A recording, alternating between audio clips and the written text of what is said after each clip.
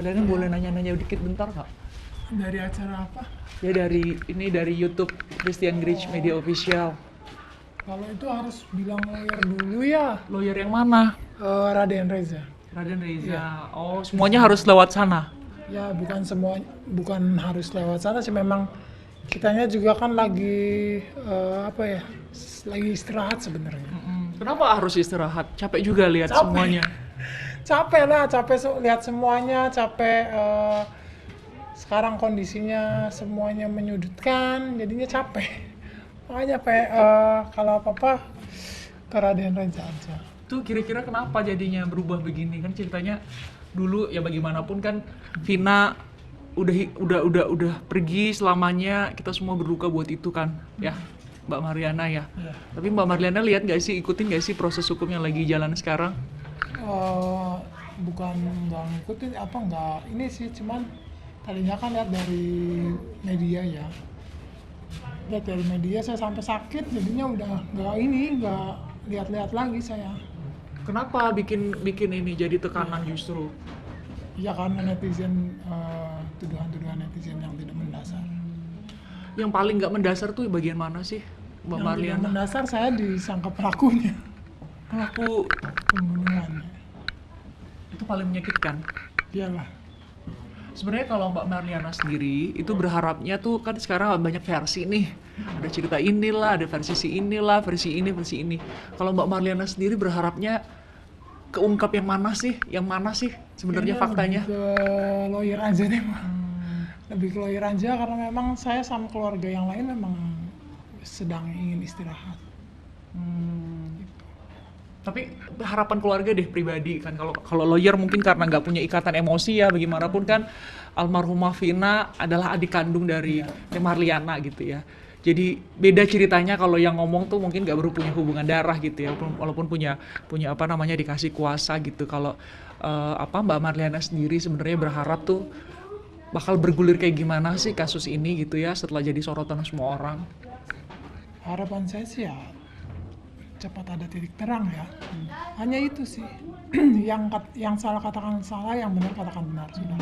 Hanya seperti itu aja. Jadi sebenarnya Mbak Marliana ini sendiri pun dan keluarga pingin tahu apa sebenarnya penyebab meninggalnya Vina, kalau memang ada berbagai versi, atau keluarga udah percaya bahwa ya udah versi dari polisi yang udah benar.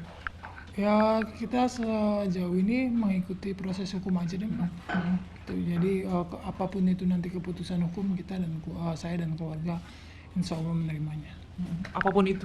Ya.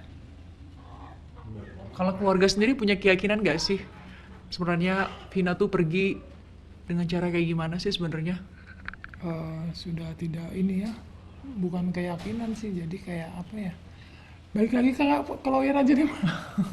Saya udah nanyanya karena menurut saya tuh nggak akan ada orang yang bisa menjawab sebaik keluarga Mbak Marliana. Mbak Marliana itu punya hubungan darah dengan almarhum gitu. Jadi kayaknya nggak ada orang yang lebih berhak menjawab dan mewakili perasaan dari keluarga kalau bukan kakaknya sendiri, kakak kandungnya sendiri gitu. Kayaknya ngerti. Sekarang netizen mungkin banyak sekali serangannya lah, pasti Mbak Marliana juga baca gitu ya di Makanya media kan sosial. saya sama keluarga yang lain pengen istirahat ya seperti itu, Mbak, karena udah capek ngikutin, capek lihat sekarang kondisinya malah semakin kayak berbalik gitu. Jadi udah capek. Hanya itu sih, seperti itu. Kan jadinya banyak pihak yang ditanya-tanya ya, termasuk juga Linda itu di mana sih Linda? Aku kurang tahu, sampai saat ini saya belum pernah ketemu. Oh, jadi ceritanya dulu 2016 dia kesurupan itu tuh, terus jadi tahu versi ceritanya dari Linda ini, Teh Marliana atau Mbak Marliana taunya dari gimana? Ya terakhir ketemu waktu di 2016, di saat dia kemasukan aja, udah sampai sekarang belum pernah ketemu lagi. Kerasukannya dulu di mana tuh pas sampai bisa ketemu? rumahnya. Di rumahnya di? Di daerah Cipto. Oh, daerah Cipto. Jadi ceritanya ada yang nelpon Mbak Marliana, kasih tahu. Iya. Terus? Ya bilang adiknya masuk ke tubuhnya ponakannya, saudaranya apa ponakannya lah, saya nggak ngerti gitu. Saya sama bapak datang ke sana. Kira-kira berapa lama tuh nyampe sana? sekitar 15 menit atau 10 menit Oh, lah, nggak kurang terlalu lebih jauh lah sih, dari ya. sini lah ya. Iya. Dulu rumah lu di sini 2016. Masih di sini Oh, dari masih di lahir sini. saya di sini. Iya iya Dari iya. lahir di sini nggak kemana-mana, dengan berita yang beredar saya ditangkap, dengan berita yang beredar saya diputuskan hukuman seumur hidup, dengan berita yang saya dituduh pelakunya, saya masih di sini. Saya tetap di sini. Hmm. Jadi, nah sekalian nih, tolong nih, mungkin apa Mbak Marliana bisa cerita lah ke netizen kalau yang udah baca tuh komen-komennya netizen. Mbak Marliana mau bilang apa? Satu, dikira Mbak Marliana udah dihukum nih, ya kan? Terus sudah menjalani proses hukum. Emang ada diperiksa sama polisi? Nggak ada, Sampai saat ini? tidak ada. Tetap di rumah, bareng Di keluarga, rumah, bareng anak gitu? keluarga, bareng anak. Kalaupun ada wartawan datang ke sini, mudah kok mendatangi saya atau menemui saya, mudah. Iya, iya. Saya Tadi selalu ada di sini. tanya depan pun udah diarahin ke sini kok. Ya, makasih juga saya udah diterima Mbak Marliana. Terus hal lain yang mungkin perlu menurut Mbak Marliana diklarifikasi nih sama Mbak Marliana ke netizen kalau punya kesempatan untuk ngobrol mereka lewat layar kami. Jadi bukan diklarifikasi ya, saya sebenarnya sudah capek. Dalam artian itu kan haknya orang. Saya tidak bisa membuat orang semuanya itu suka sama saya, baik sama saya, berpihak sama saya itu. Saya menyadari semua itu. Jadi saya nggak ada lah bikin klarifikasi, biarkan yang di atas yang lebih tahu, biarkan penduduk sini atau orang-orang yang bertemu dengan saya yang lebih nantinya akan tahu dengan sendirinya, oh iya nih, kok di media di sel, ibarat kata ditangkap, ya sudah di berita sudah dipakaikan baju orange, ternyata ada di luar, gitu. Kan Hari ini saya datang bisa dengan ketemu langsung. sendirinya mereka tahu. Saya nggak perlu capek-capek lah bikin klarifikasi. Makanya tadi saya tanya apa pernah menjalani proses Tidak ada, atau dipanggil sama polisi tidak gitu. ada sama sekali. Atau ada yang minta keterangan Mbak Marliana selain wartawan datang ke sini, ada nggak? Nggak ada. Dimintain keterangan saat itu sama Bapak di Polda Jabar, hanya itu. Sudah. Bapak itu siapa? Bapak saya, almarhumah Vina. Waktu prosesnya bergulir ya setelah Iya. film ya? Iya, Setelah film dimintai keterangan di Polda Jabar, terus udah udah nggak ada ini, nggak ada. nggak ada lagi. Terus saya balik lagi kemarin ke rumah Linda waktu itu 15 menit sampai sana, terus waktu itu dia ngobrol akhirnya nanya. Mbak Marliana nanya sendiri langsung. Enggak, jadi posisi saya datang ke sana dia sudah dalam kondisi kemasukan. Terus Dalam kondisi kemasukan dia bercerita yang semuanya dia tahu, luka-luka adik saya yang semua dia tahu. Terus saya rekam, terus saya bukan jadikan barang bukti ya, karena kan memang tidak bisa dijadikan barang bukti. Saya hanya rekaman itu saya hanya berikan ke pihak kepolisian saat itu. saat itu siapa dikasih? Adalah pokoknya Ke Ibtu Rudiana nggak? termasuknya. Termasuk Pak Ibtu Rudiana lah ya, karena kan papanya Eki ketika Saya itu ya. bilang waktu itu coba ditelusuri, coba cari tahu apakah benar yang dikatakan Linda saat kemasukan adik saya itu. Gitu. Jadi saya tidak menjadikan itu barang bukti ya. Itu bukan barang bukti, tapi diserahin ke polisi emang. Diserahin ke polisi, salah satunya adalah Ibtu Rudiana memang ya. Setelah itu prosesnya bergulir, Mbak Marliana tahu nggak siapa yang dipanggil, ada pemeriksaan siapa? Saya tidak tahu, saya tahunya cuman diinformasikan bahwa pelaku sudah tertangkap saat itu. Itu berapa lama dari pas Linda kesurupan? Saya Linda seingat kesurupan. saya nggak lama sih, cuman berapa lamanya saya kurang ingat ya, karena nggak sudah terlalu 8 jauh lah ya. tahun Iya, tapi nggak begitu lama. Setelah itu Mbak Marliana sama keluarga dilibatin lagi nggak, ditanya atau dimintain apa gitu keterangan, diperiksa lagi gitu. Tahun 2016 ya maksud Di saya. tahun 2016 saya sama Bapak sama ke Polda. Polda Jabar. Ke Polda Jabar juga. Jadi 2 kali, yang di 2016 1 kali, terus yang kemarin setelah film mencuat itu dipanggil juga sekali. Yang paling sering ditanya sama polisi apa waktu itu pas dimintain keterangan itu? Ditanyain itu baju almarhumah. Oh, baju Iya. yang dipakai saat Saat kejadian ya kejadian, maksudnya ya. ya, karena kan memang dari awal 2016 pun baju itu memang sudah tidak ada, karena kalau orang Jawa mah, kalau orang sini ya itu kan bilangnya buang sial, karena kan memang dari awal kan bilangnya kecelakaan gitu kan. Jadi baju itu ya dibuang, nggak kami simpan. Memang dibuang sama keluarga Dibuang karena sama nggak keluarga. mungkin lagi dipakai maksudnya ya. Karena memang kata orang Jawa buang sial gitu istilahnya tuh. Jadi buang sial aja dibuang gitu bajunya. Jadi nggak ada kesengajaan buat menghilangkan. Nggak ada.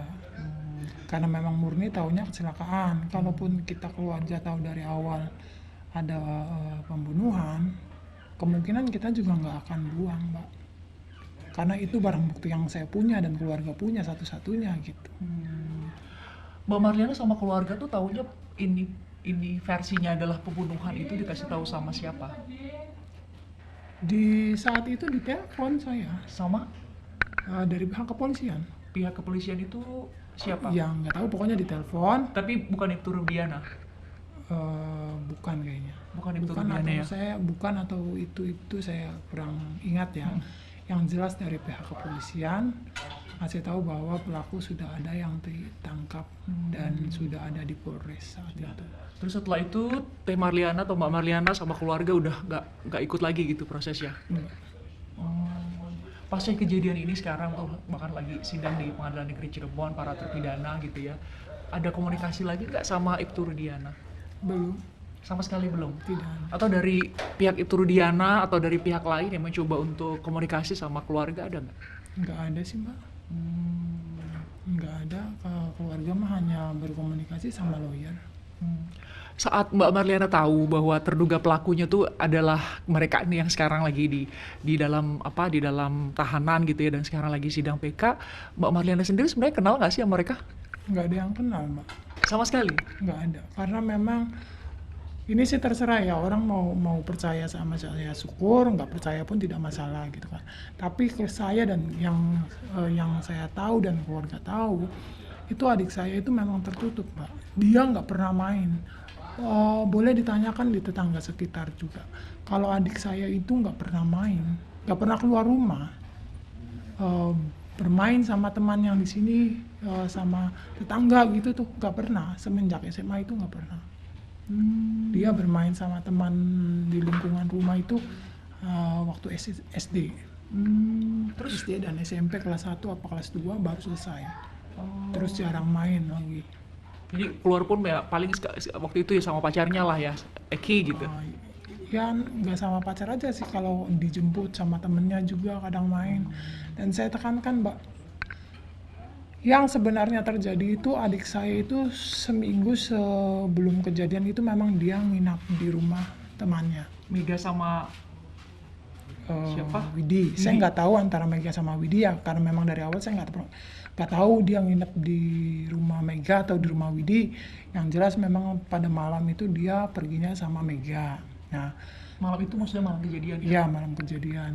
Dan dia itu memang nginep di rumah temennya. Temennya entah itu rumahnya Mega, entah itu rumahnya Widi, saya juga kurang tahu ya. Tapi ya di salah satu mereka itu gitu kan. Mereka kan bilang kalau adik saya itu jarang pulang. Sebenarnya enggak. Seminggu sebelum kejadian memang ya dia nginap di rumah. Dan itu pun saya dan keluarga tidak pernah yang namanya lepas tangan, Mbak. Maksudnya? Saya dan keluarga itu selalu meminta adik saya itu pulang. Karena memang waktu itu namanya ABG, Perempuan ya? perempuan yang emosinya lagi labil juga gitu. Saya pelan-pelan saya omongin, pulang. Kamu di rumah temen nggak enak, di rumah orang. Makan, jajan apa, saya bilang, pulang.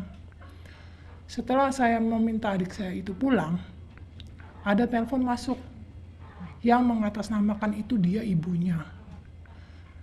Entah itu ibunya beneran, entah itu pura-pura temen, kamu ngaku aja nih ibunya, saya nggak tahu ya. Pokoknya dia mengatasnamakan ibunya, meminta adik saya itu suruh jangan pulang, suruh nemenin anaknya dulu, karena saya mau ke Jakarta saat itu. Makanya saya bilang sama lawyer saya, SMS kayak BBM gitu kan bisa dibuka. Bisa nggak tuh percakapan telepon dibuka? Kalau misalkan percakapan telepon bisa dibuka Pak. Karena memang adik saya dan keluarga saya itu karena memang saya dan keluarga saya itu tidak lepas tangan. Saya dan keluarga meminta adik saya pulang, cuman dari orang tua mereka yang bilang katanya adik saya suruh nemenin anaknya dulu. Ini seminggu sebelum kejadian. Seminggu belum kejadian. Pas kejadian sempat berkontak nggak sebenarnya sama Vina? Sudah kan malamnya kesini dulu Mbak minta uang. Buat jajan. Iya. Terus bilangnya apa? Bilang besok Pesannya? pulang. Mbak Marliana nanya gitu. Iya. Vina kapan pulang nih? Kamu kapan pulangnya? Itu mamanya emang nggak pulang-pulang. Saya bilang. Udah mah. Udah Mbak katanya. Saya besok pulang. Udah itu aja komunikasi terakhir sama Vina. Udah. Terus waktu itu tuh pas waktu kejadian pertama kali tahu itu jam berapa kira-kira? Kalau saya sendiri sih nggak tahu ya. Karena saya tahunya itu pada saat pagi. Karena saya waktu itu nggak di rumah. Yang tahu itu bapak sama kakek. Sekitar jam 1 mungkin. Tahu jam 12 apa jam 1-an sekitar jam Siang. segitu. Enggak, malam. Oh malam. Oh. Itu dikasih tahu bahwa ada kejadian itu gitu ya. Iya, bahwa almarhum adik saya sudah ada di rumah sakit. Berarti keluarga itu tuh hubungannya dua arah, diawasin lah namanya Vina inilah ya. Nggak seperti yang beredar bahwa Enggak lepas tangan. Jadi ada yang bilang katanya iya adiknya nginep di rumah temennya. terus Nggak minta disuruh pulang, nggak dicariin, nggak dia bukan salah. Saya malah meminta dia suruh pulang, tapi ada telepon masuk yang bilang dia orang tuanya, dia ibunya, bilang adik saya suruh jangan pulang, suruh nemenin anaknya dulu karena saya mau pergi ke Jakarta saat itu. Jadi bukan berarti ke saya dan keluarga tidak mencari atau tidak menanyakan atau gimana, enggak. Saya sudah menyuruhnya pulang, tapi saat itu ada telepon yang mengatasnamakan ibunya. Kalau keluarga sendiri, Mbak Marliana sendiri sempat nggak sih nyari tahu sendiri gitu, selain tadi ya tiba-tiba ada telepon dari Linda gitu ya, dari keluarga Linda bahwa ada kesurupan nih, terus kirim ke polisi, termasuk di Purdiana nih ada nih mungkin bisa ditelusurin nih. Itu ada lagi nggak cara lain dari keluarga, usaha dari keluarga untuk tahu gitu? Nggak ada sih, paling waktu itu saat kejadian saya cari tahunya yang namanya Egi aja. Karena memang di rekaman itu kan adik saya masuk ke tubuhnya Linda itu kan menyebutkan nama Egi. Saya mencari tahu Egi itu siapa, seperti apa, tapi nggak lama sih. Karena saya juga ngerasa takut ya. Takut karena kenapa? Ya takutnya karena memang beritanya kan masih ada 3 DPO. Saya nggak mau nasib saya nantinya sama seperti adik saya. Karena sekarang saya sudah punya anak, Punya keluarga ya. punya keluarga, saat itu anak saya masih kecil gitu kan. Yang perempuan, anak yang pertama itu. Kenapa takut sama geng motor waktu itu? Geng motor ya katanya ya, yang jadi pelakunya waktu itu dapat informasi keluarga gitu ya? Kenapa? Karena memang pada saat 2016 itu geng motor memang lagi marak-maraknya. Adik ipar aja masuk gang, dia habis cari makan. Masuk gang Mbak, habis cari makan. Posisi memang malam ya. Itu dari belakang ditebas. Kena pala, kena. Dijahit. Itu 2016 segitunya? 2016 memang lagi maraknya geng motor. Oh gitu. Ya entah itu yang melakukan geng motor atau bukan, saya kan tidak bisa mengatasnamakan itu geng motor. Cuman kan memang pada saat itu yang tetangga tahu kan memang saat itu geng motor lagi marak. Sempet nggak sih nanya waktu itu 2016 itu sempet nggak sih datang ke sidang, lihat prosesnya gitu? Oh di 2016 itu 2016, saya datang. Saya dan ibu sama yang lain datang. Waktu itu Mbak Marliana sendiri tuh ngelihat proses sidang di 2016 itu ya normal aja gitu, atau justru lihat nggak normal nih, atau gimana tuh? Ya kalau saya pribadi sih nggak ngerti ya Mbak ya, kalau masalah hukum kan memang saya dan keluarga nggak begitu paham ya. Cuman saya sempat menanyakan kenapa kok prosesnya tertutup, karena memang pada saat itu saya dan keluarga duduk disuruh keluar. Katanya kan memang masih di bawah umur saat itu. Ya keluarga menerima. Kayak saya pun dengarnya hanya dari celah jendela, celah pintu gitu. Di luar ruang Karena sidang di beneran luar ya? ya. Oke. Jadi nggak begitu full 100% saya tahu proses perjalanan pembicaraan sidangnya seperti apa, saya nggak tahu. Saya hanya bentar-bentar dengar, ntar duduk lagi capek gitu.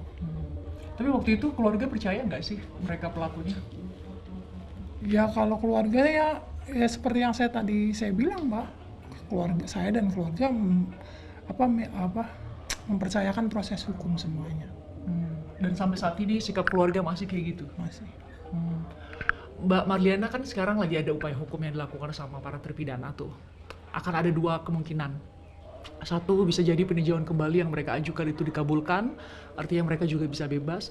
Atau juga bisa mungkin peninjauan kembali yang mereka ajuin itu ditolak, terus mereka tetap akan ada di dalam tahanan. Nah, tanggapan dari Mbak Marliana sendiri gimana? Ya mengikuti proses hukum Mbak. Tanggapannya terserah aja, maksudnya apapun keputusannya keluarga saya dan keluarga sudah mencoba ikhlas. Apapun itu keputusannya. Karena saya dan keluarga juga sudah capek. Mbak Marliana, tapi kan kalau misalnya ya, karena tadi saya bilang ada dua kemungkinan, tapi kalau kemungkinannya para terpidana ini dibebasin ya berdasar atas putusan peninjauan kembali, ini kan berarti pelaku yang menghilangkan nyawanya Vina ini kita nggak tahu sama sekali nih apa, kenapa, keluarga nggak apa-apa, nggak tahu penyebabnya. Kan kalau misalkan dikabulkan otomatis penyebabnya ya itu yang dibilang kecelakaan itu loh Mbak. Kan semua orang berasumsinya sekarang kecelakaan. Gitu kan. Dan saya dan keluarga nggak punya bukti apa-apa. Nggak punya saksi juga. Jadi ya sudah mencoba menerima apapun itu keputusan proses pengadilan. Terakhir banget, Mbak Marliana kalau punya, ini kan banyak banget nih yang komen, netizen yang komen di berbagai platform lah ya, mau di media televisi, mau di media sosial dan lain-lain lah, banyak banget.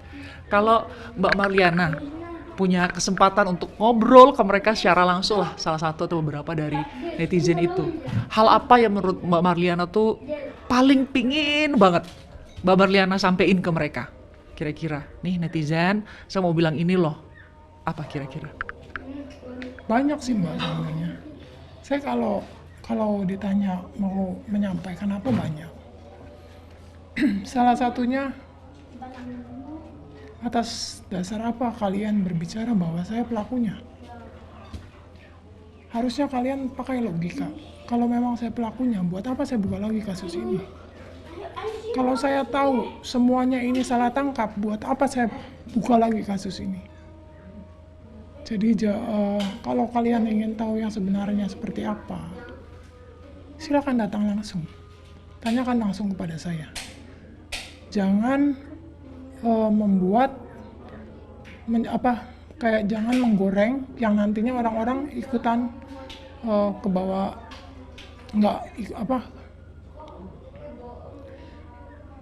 jangan menggoreng orang buat menggiring opini orang buat nggak suka sama saya gitu.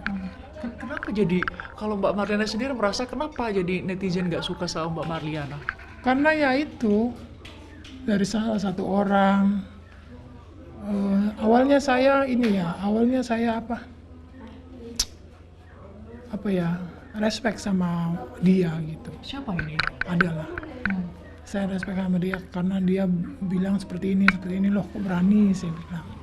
Cuma lama-lama kok malah menyudutkan saya, bilang saya begini, bilang saya begitu. Sedangkan satu orang ini nih lagi berperan baik dalam netizen gitu kan, istilahnya pendukungnya banyak gitu loh Mbak. Nah dengan dia menjelekkan saya, akhirnya yang pengikutnya lah istilahnya gitu kan, ikut-ikutan, akhirnya semuanya sekarang jatuhnya mencibir saya. Tadinya berhubungan baik sama Mbak Marliana orangnya? Nggak pernah kenal malah. Nggak pernah. Bisa kemudian bikin netizen? Nggak ngerti saya, nggak ngerti Mbak. Mungkin ya itu, kalau kata orang mah, sekarang kan berita adik saya itu kan lagi heboh ya. Bisa jadi mereka mencari cuannya seperti itu ya, saya juga nggak ngerti. Sampai sempat saudara bilang, ayo kamu bikin klarifikasi. Saya pikir, lah buat apa? Yang ada saya semakin capek, semakin pusing, semakin stres. Biarin orang tahu dengan sendirinya. Mereka nuduh saya ada di dalam bui, nanti ketemu di luaran saya di luar, dengan sendirinya mereka tahu kok. Gak perlu saya bikin pembelaan tentang diri saya. Biarkan saya dan Allah lah yang tahu gitu. Sebenarnya seperti apa yang terjadi, sebenarnya seperti apa yang terjadi sebenarnya gitu. Karena memang murni saya dan keluarga itu, apa yang saya bilang ya itulah kenyataannya. Saya dan keluarga tidak tahu menau. Tidak tahu menau dengan mereka salah tangkapnya mereka. Terakhir dengan Peggy juga yang salah tangkap. Ada yang menyalahkan menyalahkan keluarga saya. Padahal kalau dibilang memangnya saya yang kasih tahu ke polisi, Pak, si A, si B, ini mukanya seperti ini alamatnya di sini, kan tidak. Dipastikan itu bukan Mbak Marliana? Bukan, justru saya minta bantuan polisi buat cari tahu siapa Peggy itu, siapa Egy itu.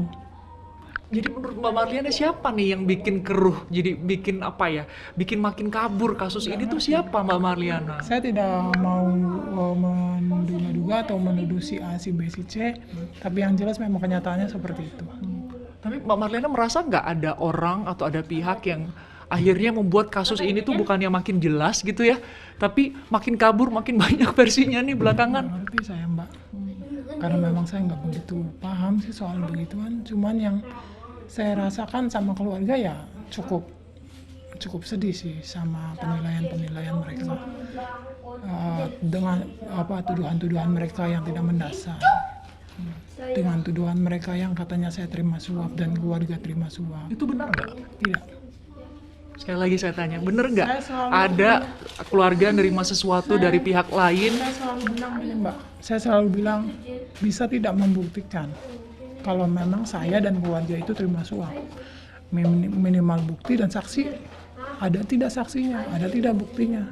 Tapi satu pun tidak ada yang membuktikan, satu pun tidak ada yang bisa membuktikan bahwa keluarga saya terima suap. Dari film sendiri tuh keluarga dilibatkan nggak dari film yang Vina sebelum 7 hari itu? Mbak Marliana dilibatin nggak? Dalam arti apa ya? Ditanyai? Oh iya. Atau dimintai izin? Iya. Atau dikasih fee dari film?